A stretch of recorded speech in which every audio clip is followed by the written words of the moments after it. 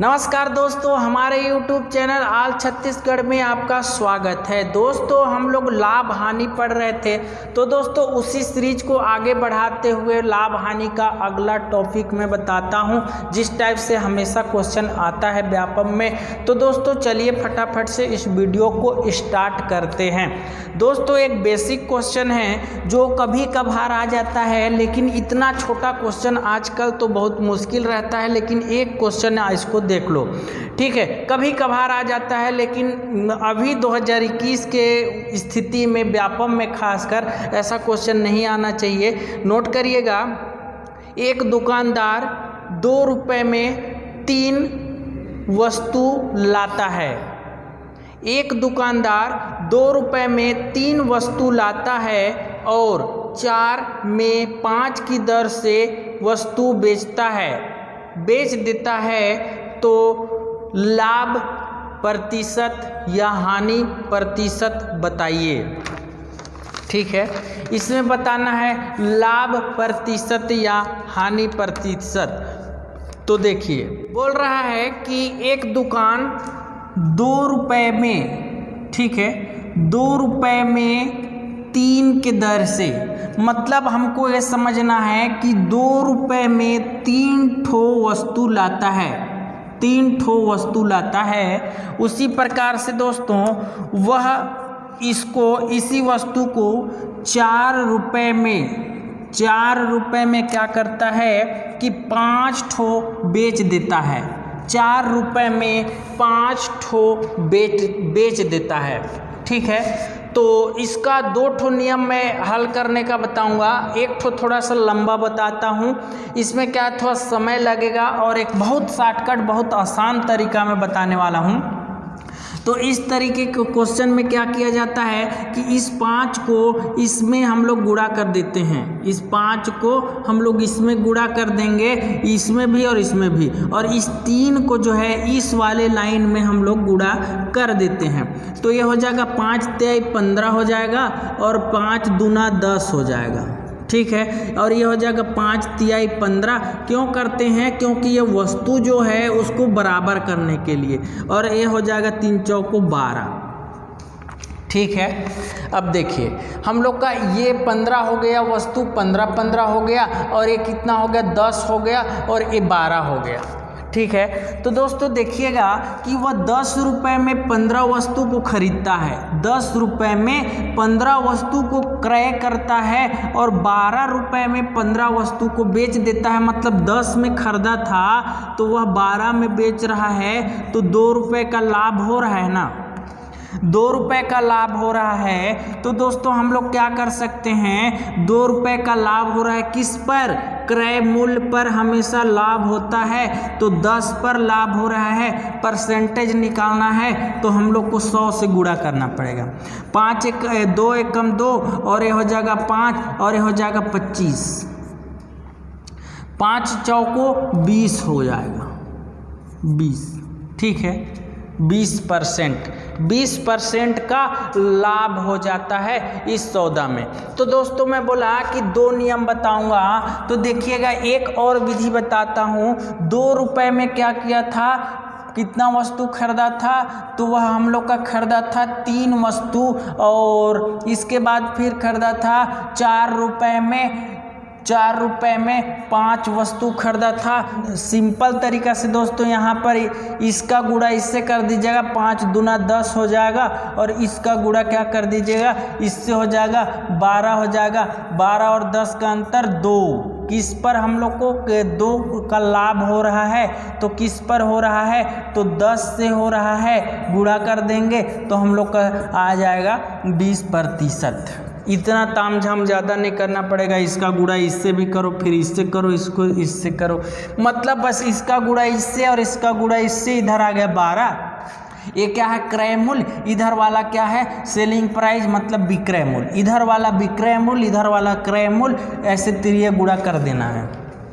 ठीक है, चलिए अगला क्वेश्चन नोट करिएगा। एक और कराई देता हूँ ऐसा। 4 में 3 की दर से कुछ टॉफ़ी दुकानदार खरीदता है। 4 में 3 की दर से कुछ टॉफ़ी दुकानदार खरीदता है और उस टॉफ़ी को दुकानदार ने 5 रुपये में 4 की दर से 5 रुपये में 4 की दर से बेच दी तो प्रॉफिट एंड लॉस का प्रतिशत बताइए। देखिएगा मैं बनाता हूँ, क्या बोला कि 4 रुपये में 3 ठो टॉफ़ी खरीदता है, 4 रुपये में 3 ठो टॉफ़ी खरीदता है और 5 रुपये में वह 4 ठो टॉफ़ी बेचता है। तो इसमें लाभ और हानि चर्चाओं को 16, ये क्या है क्रय मूल्य, ये क्या है विक्रय मूल्य। ठीक है, तो यह हो जाएगा 15 हो जाएगा। अब देखिएगा 16 में खरीदा था, 15 में बेच रहा है, मतलब 16 में खरीद के 15 में बेचना पड़ रहा है। 1 रुपया का हानि हो रहा है, किस पर से 16 पर से, तो 16 को नीचे लिखेंगे, बेस बनाएंगे, 16 से हो रहा है, 16 क्रय मूल्य है। क्रय मूल्य को ही हमेशा हम लोग बेस बनाते हैं, क्रय मूल्य को ही आधार बनाते हैं। तो 1 रुपये का हो रहा है तो हम लोग इसको काट देंगे दोस्तों, 100 से हम लोग कर देंगे। तो हम लोग का ध्यान दीजिएगा कि 1/16 आया है यहाँ पे और गुणा में 100 आया है, तो आप इसको काटने से भी वही आएगा जो मैं बोलने वाला हूँ। लेकिन मैं परसेंटेज जब अनुपात समानुपात और परसेंटेज पढ़ा रहा था तो एक टेबल याद करवाया था कि 16 का मतलब होता है 6 सही 1/4%।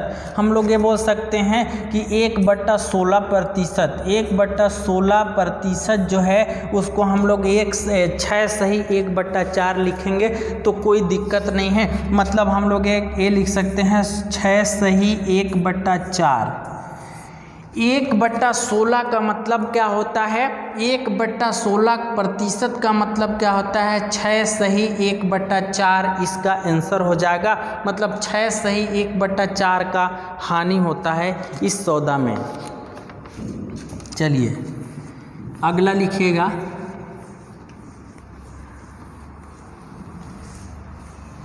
दोस्तों अब मैं आगे, हम लोग अभी तक क्या किए, क्रय मूल्य विक्रय मूल्य, क्या क्या पढ़े, क्रय मूल्य और विक्रय मूल्य, क्रय मूल्य विक्रय मूल्य, लाभ प्रतिशत और हानि प्रतिशत, इतना चीज पढ़े। ठीक है, तो मैं एक चीज़ अब और ऐड करना चाहूँगा इतना वीडियो पढ़ने के बाद, अंकित मूल्य।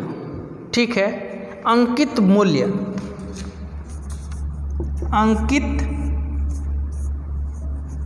मूल्य। अब अगला जो क्वेश्चन आएगा उसमें ये शब्द भी मिलेगा, अंकित मूल्य। ठीक है, चलिए नोट करिएगा।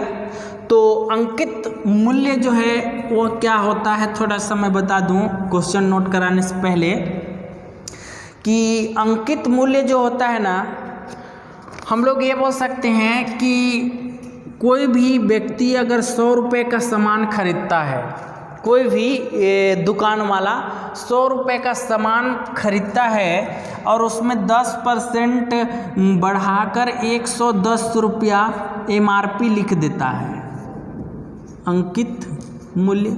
और ये क्या है, क्रय मूल्य। ठीक है, और इसको इस अंकित मूल्य पर बेच देता है, या फिर थोड़ा बहुत डिस्काउंट 5% डिस्काउंट कर देगा, फिर भी 5 रुपये उसको मिलेगा, मतलब 5% मिलेगा। इस टाइप से ये अंकित मूल्य MRP जो होता है उसी को हम लोग अंकित मूल्य कहते हैं। तो चलिए हम लोग क्वेश्चन पे आते हैं डायरेक्ट, तो आप लोग को समझ में आएगा। एक वस्तु का अंकित मूल्य क्रय मूल्य से 30% अधिक है। कितना है, 30% अधिक है। यदि आप वह 10% छूट, यदि अब वह 10% छूट देकर सामान बेचे तो उसको लाभ प्रतिशत या हानि प्रतिशत बताइए। एक वस्तु का अंकित मूल्य क्रय मूल्य से 30% अधिक है, तो माना कि क्रय मूल्य माना क्रय मूल्य 100 रुपये है, तो अंकित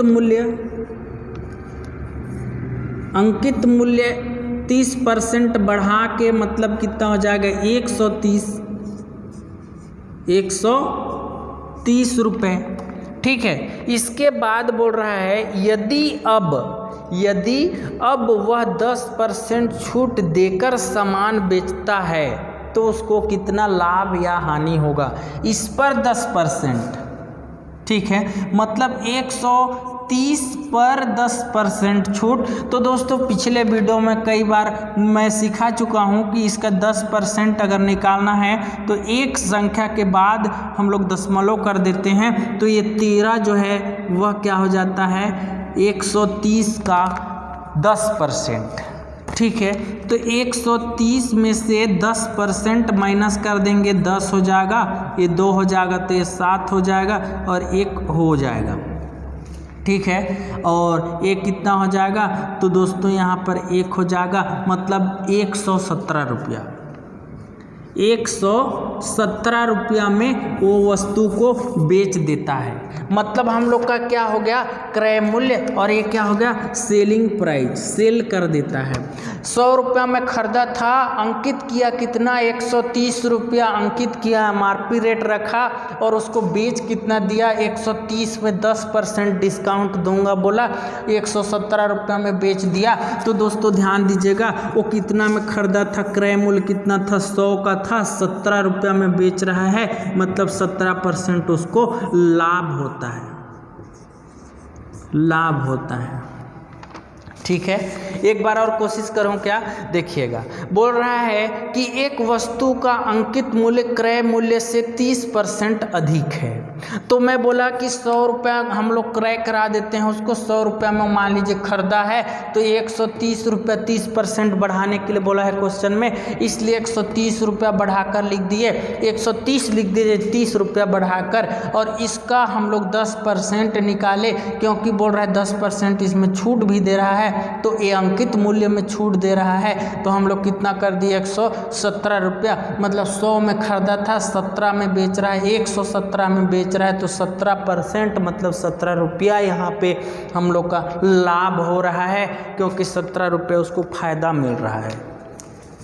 चलिए अगला क्वेश्चन करते हैं।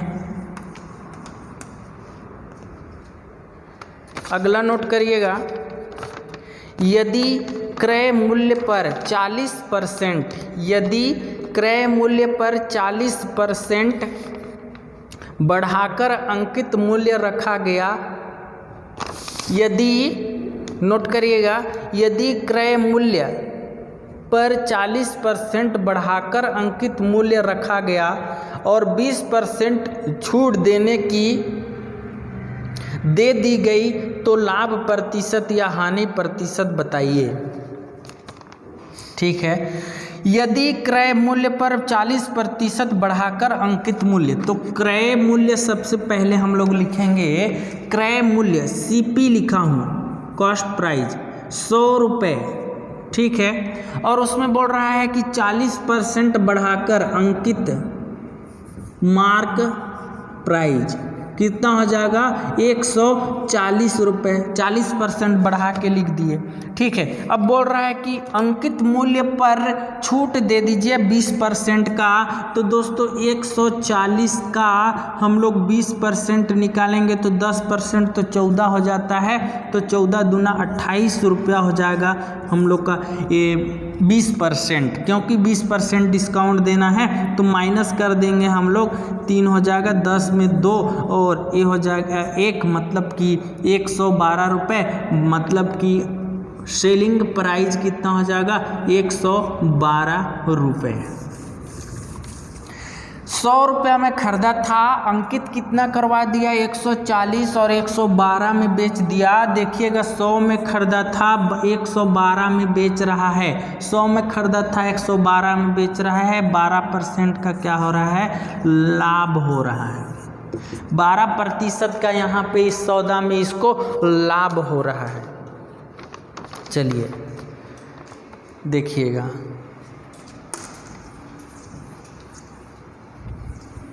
क्रमिक छूट एक शब्द आप लोग कभी सुने होंगे, क्रमिक छूट। क्रमिक छूट क्या होता है, तो एक तरीका से बताता हूँ। 20% का छूट, ठीक है, और 30% का छूट, 30% का छूट, पहला ये है। और दूसरा में बोल रहा है कि 20% का छूट, 20% का छूट और 30% का क्रमिक छूट। क्रमिक छूट। अब ये 2 लाइन लिखा मैं दोस्तों, इस दोनों लाइन का मतलब आप लोग मेरे को बता दीजिए। 20% का छूट और 30% का छूट का मतलब होता है 20 + 30 मतलब 50% का छूट, ठीक है। और 20% का छूट और 30% का क्रमिक छूट का मतलब होता है कि पहले हम लोग का 20% का छूट, जो रेट आएगा 20% छूट देने के बाद, फिर उसमें 30% का छूट। मतलब मान लीजिए कि कोई सामान 100 रुपये का है, उसमें हम लोग 20% का छूट दिए तो 80 हो गया। इसके बाद हम लोग उसमें 30% का 70 हो गया, तो ये बट्टा 100 इस टाइप से होता है। समझ गए? चलिए आगे हम लोग बढ़ते हैं। कुछ क्वेश्चन कराता हूँ इससे संबंधित, तो आप लोग को समझ में आ जाएगा। उसी टाइप का एक क्वेश्चन नोट करिएगा दोस्तों। 20% व 30% की 2 क्रमिक छूट के समतुल्य एकल छूट का प्रतिशत ज्ञात करें। ठीक है, देखिएगा क्या बोल रहा है। 20% और 30% का क्रमिक छूट, ठीक है। 20% और 30% का क्रमिक छूट। तो माना कि कोई भी वस्तु 100 रुपये में हम लोग खरीदे थे, उसको 20% का छूट दे दिए तो वह कितना हो गया, ऐसे हो गया 80। 100 में 20 माइनस, फिर 30% का छूट दे दिए तो 100 में 30 माइनस करेंगे तो 70 हो जाएगा। तो ये हो गया। अब इसको देखिएगा, A0 से A0 कट गया, A0 से A0, A0 से A0, मतलब हम लोग का कितना आ जाएगा, 7 49 7 8 56 रुपये में। अब देखिए 100 रुपये में खरीदे थे, 56 रुपये क्या है बेच रहे हैं उसको, तो ध्यान दीजिएगा ये 56 आंसर नहीं है, 56 ऑप्शन में रहेगा आपका। तो 56 ऑप्शन नहीं है, ये क्या है, सेलिंग प्राइस है। 100 रुपये में खरीदे थे हम लोग, कहाँ गया, ये 100 रुपये में खरीदे थे, 56 रुपये में बेच दिए, तो 100 माइनस 56 कितना हो जाएगा, 44% डिस्काउंट कर दिया है। 44 रुपये या फिर 44% का डिस्काउंट कर दिया है। 44 रुपये इसलिए बोल सकते हैं क्योंकि हम लोग माने थे, हम लोग 100 रुपये क्रय मूल्य 56 रुपये में बेच रहे हैं, तो 44 रुपये हो जाएगा। और परसेंटेज में मानेंगे तो 100% कोई भी चीज़ क्रय मूल्य होता है, तो वह 100% था, 56% में बेच दिया, 44% उसके लिए 44% का डिस्काउंट दे दिया था। चलिए अगला क्वेश्चन नोट करिएगा। एक वस्तु का अंकित मूल्य 600 रुपये है। एक वस्तु का अंकित मूल्य 600 रुपये है। उसे 2 क्रमिक छूट के साथ 384 रुपये में बेचा गया।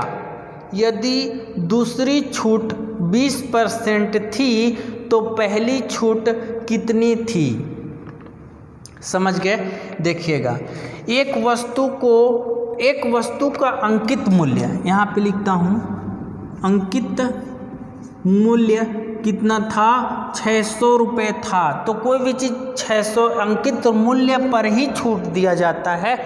तो दोस्तों चलिए हम लोग इसको हल करते हैं। क्या बोला कि अंकित मूल्य कितना है, तो अंकित मूल्य बोला 600 रुपये है, 600 रुपये अंकित मूल्य है। इसके बाद बोल रहा है कि इसको बेचा कितना में है, तो दोस्तों 600 में खरीदा था, नहीं 600 रुपया उसका अंकित मूल्य था, 384 रुपये में बेच दिया है। तो उसका एक और रेट रहा होगा इसमें 20% छूट देने के बाद। यहाँ कितना दिया है, 20%, एक ठो छूट दिया है। तो एक ठो छूट कितना दिया था उसको बताना है हम लोग को। तो क्या किया है, एक ठो 20% छूट दिया है, तो इस रेट में पहुंचेगा। ध्यान दीजिएगा, थोड़ा सा मैं बोलना क्या चाह रहा हूं। 20% छूट दिया तो 80 कर दिए, हम लोग का ऐसे हो जाएगा, 0 0 कर दिए, मतलब 6 6 36, 6 7 42, 6 6 48, मतलब 48 और फिर एक ठो 0, मतलब 480 रुपये। 480 रुपये 20% छूट दे दिया तो पहुंच गया। तो दोस्तों अब ध्यान दीजिएगा कि 480 रुपये उसका अंकित मूल्य हो गया। अब 480 रुपये ये वाला 480 रुपये और 480, इसके बाद बेच कितना में रहा है, 384 में, 384 में बेच रहा है। इसको माइनस करेंगे तो कितना का फायदा होगा, देखिएगा 10 7 और 6 और यहाँ 17 में 8 गया, तो 17 में 8 गया, 6 और 9 और यहाँ पे कुछ नहीं, मतलब कितना हो जाएगा, इतना में बेच रहा है तो 96 रुपये का लाभ हो रहा है। अब देखिएगा दोस्तों 480 रुपया उसका अंकित मूल्य है, तो इससे फायदा हो रहा है कितना, 96 रुपया। 480 रुपया में कितना फायदा हो रहा है, 96 रुपया का हो रहा है। परसेंट निकालना है तो 100 से गुणा कर देंगे, ठीक है। ये 0 से 0 कट गया और इसको 2 से काटते हैं हम लोग, तो 2 चौको 8 हो जाएगा, 2 8 16 हो जाएगा, 2 दूना 4 और 2 चौको, ठीक है। फिर 12 से हम लोग काटेंगे, हम लोग डायरेक्ट काट देते हैं। 24 से कम 24, 24 दूना 48, तो ये 2 बच गया और ये 10 बच गया, मतलब 20% का फिर से छूट दिया है, मतलब यहाँ पर हो जाएगा 20%। समझ गए आप लोग। देखिएगा एक बार और समझाने का कोशिश करता हूँ कि एक वस्तु का अंकित मूल्य 600 रुपये है। एक वस्तु का अंकित मूल्य कितना है, 600 रुपये है। उसे 2 क्रमिक छूट के साथ 384 रुपये में बेचा गया। तो दूसरा छूट 20% है, तो पहली छूट बताइए। देखिए छूट तो छूट होता है, पहला या फिर दूसरा उससे कोई मतलब नहीं है, ठीक है। मैं पहला में मान लिया, अगर इसमें दूसरा बोला है लेकिन यहाँ ना लिख के यहाँ 20% छूट मैं लिखा, तो देखिएगा पहले बोल रहा है अंकित मूल्य 600 रुपये है, उसमें 20% छूट दे देता है। इसके बाद फिर दोबारा से कितना परसेंट देता है कि इतना में बेचता है। 1% तो दिया है ना भाई, तो 1% के माध्यम से 600 का 80% मतलब 20% छूट करके मैं निकाल दिया 480 रुपया। अब देखा इसमें और इसमें डिफरेंस कितना है, मतलब फायदा कितना हो रहा है। और आगे इधर तो फायदा हो रहा है इसको कितना रुपया, 96 रुपया का फायदा हो रहा है। दोनों के बीच में डिफरेंस है, अंतर में है 96 रुपया। तो किससे फायदा हो रहा है, 480 रुपया से फायदा हो रहा है 96 रुपया। तो दोस्तों 480 को बेस माना और 96 को ऊपर में लिखा, मतलब 480 का कितना परसेंट है, 96। 480 का कितना परसेंट है, 96, तो 20% है 96। और जो नाफा मिल रहा था, फायदा मिल रहा था, मुनाफा मिल रहा था 96 रुपया, वह 20% है, तो वही 20% इसका आंसर हो जाएगा। चलिए अगला क्वेश्चन नोट करिएगा। दुकानदार क्रय मूल्य से 20% अधिक अंकित करता है। दुकानदार क्रय मूल्य से 20% अधिक अंकित करता है। 20% अधिक अंकित करता है। दुकानदार क्रय मूल्य से 20% अधिक अंकित मूल्य करता है बटा 5 सामान को अंकित मूल्य पर बेचता है और शेष सामान को शेष सामान को 50% छूट पर बेचता है तो कुल लेन देन में कितना प्रतिशत लाभ या हानि होगा, बताना है। एक दुकानदार, हल करता हूँ मैं, एक दुकानदार क्रय मूल्य से 20% अधिक अंकित करता है तो मानते हैं कि वह क्रय मूल्य कितना है, तो हम लोग का 100 रुपये है और अंकित मूल्य में बोल रहा है कि 20% और ऐड कर देता है तो 120 रुपया कर देता है। ठीक है, अब देखिएगा मुल्य रहा है कि कुल सामान का 4/5 सामान को अंकित मूल्य पर बेचता है। अब देखिएगा कि 4/5 का मतलब क्या होता है, 5 में से 4 सामान, 5 में से 4 सामान को वह क्या करता है, अंकित पर बेचता है, अंकित मूल्य पर बेच देता है। तो हम लोग का अंकित मूल्य कितना है, 120 रुपया। 4 ठो सामान को बेच देता है, 4 शून्य 0, 4 दूना 8 और 4 एकम 4, इतना रुपया हमको मिल गया। याद रखिएगा 480 रुपया अभी तक हम लोग प्राप्त कर लिए और बोल रहा है कि 5 में से 4 सामान को अंकित मूल्य पर बेच देता है। मतलब हम लोग ये समझते हैं कि उस दुकान वाले के पास 5 ठो सामान ही था, 4 ठो को बेच दिया तो 1 ठो सामान बचा है, उसमें से बोल रहा है कि 50% डिस्काउंट करके 1 ठो को बेच देता है। तो दोस्तों 50% अगर डिस्काउंट करके बेच देगा तो 120 का 50%, 120 का आधा परसेंट, 120 का आधा हम लोग करेंगे तो 60 रुपये में बेच देता है। मतलब टोटल 4 + 1 मतलब कि 5 सामान को बिक गया इसका पूरा सामान। तो जोड़ते हैं कितना रुपया कमाया है, 6 6 12 13 14 की 4 हासिल 1 और ये हो जाएगा 540 रुपया। ध्यान दीजिएगा कि 1 ठो वस्तु का मैं बोला था 100 रुपया और 1 ठो वस्तु का अंकित मूल्य कितना बोला था, 120 रुपया। तो इसमें हम लोग को पता चला कि 5 ठो वस्तु है तो हम लोग का 100 × 5 हो जाएगा। मतलब हम लोग का टोटल क्रय मूल्य कितना हो जाएगा, 500 रुपया हो जाएगा। तो उस 500 रुपया में से हम लोग का 40 रुपया नाफा मिल रहा है। तो ध्यान दीजिएगा दोस्तों, ये 40 रुपया को ही पूछा है कि कितना परसेंट, ये रुपया में आ गया कि 40 रुपये जो है उसको लाभ मिल रहा है, कितना परसेंट लाभ हो रहा है। तो हम लोग क्या करेंगे, 500 को बेस मानेंगे, यहाँ दिख रहा है ना आपको, हाँ ठीक है, 500 को हम लोग बेस मानेंगे और कितना 40 रुपया का मिल रहा है और परसेंट निकालना है तो 100 से कर देंगे, 0 से 0 कट गया। 5 8 40 मतलब हम लोग बोल सकते हैं, यहाँ लिख देता हूँ, 8% का लाभ होता है।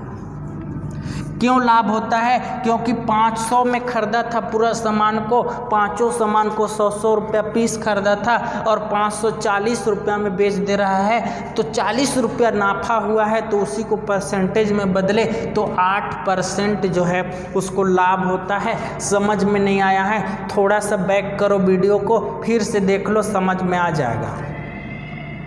ठीक है, तो दोस्तों काफ़ी लंबा वीडियो हो जाता है, इस कारण से इस वीडियो को यहीं पे ख़त्म करते हैं। मिलते हैं किसी नए वीडियो पे।